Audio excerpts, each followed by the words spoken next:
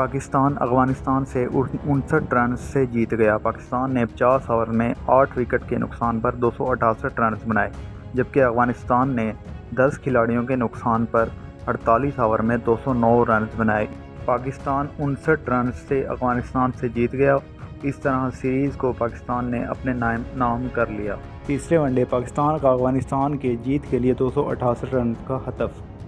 تیسرے اور آخری ون ڈے میں پاکستان نے افغانستان کو جیت کے لیے 259 رنز کا ہدف دیا ہے۔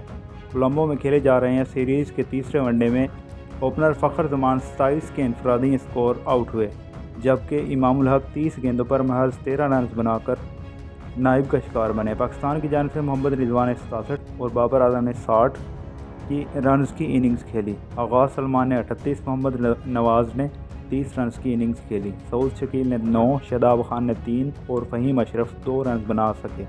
افغانستان کی جانب سے گلبدین نائب نے 2، فرید احمد نے 2، فضل الحق فاروقی، مجیب الرحمان اور راشد خان نے ایک کھلاڑی کو آؤٹ کیا۔ قومی ٹیم نے مقررہ 50 اوور میں پہلی بیٹنگ کرتے ہوئے 8 وکٹوں کے نقصان پر 268 رنز کا ہدف دیا۔ اس سے قبل پاکستانی کپتان بابر اعظم نے ٹاس جیت کر پہلے بیٹنگ کرنے کا فیصلہ کیا۔ انہوں نے کہا، ٹیم میں کامیابی حاصل کرنے کے لیے عالمی رینکنگ میں نمبر 1 بننے کی کوشش کریں گے۔ قومی ٹیم کی پلاننگ 11 میں 4 تبدیلیاں کی گئی۔ سعود شکیل، فہیم اشرف، محمد نواز، محمد وسیم جونیئر کو موقع دیا گیا ہے، جبکہ افتخار احمد، اسامہ میر، نسیم شاہ اور عارف رؤف کو آرام کروایا گیا ہے۔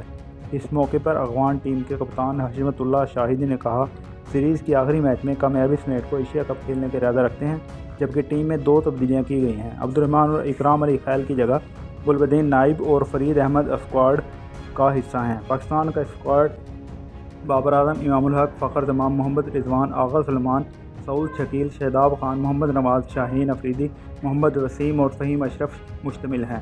افغانستان کے اسکواڈ میں کپتان حشمت اللہ، شاہد اللہ، رحمان اللہ، ابراہیم، ریاض حسن اور محمد نبی، راشد خان، مجیب الرحمان، فضل الحق، شاہد کمال، گلبدین نائب اور فرید احمد شامل ہیں۔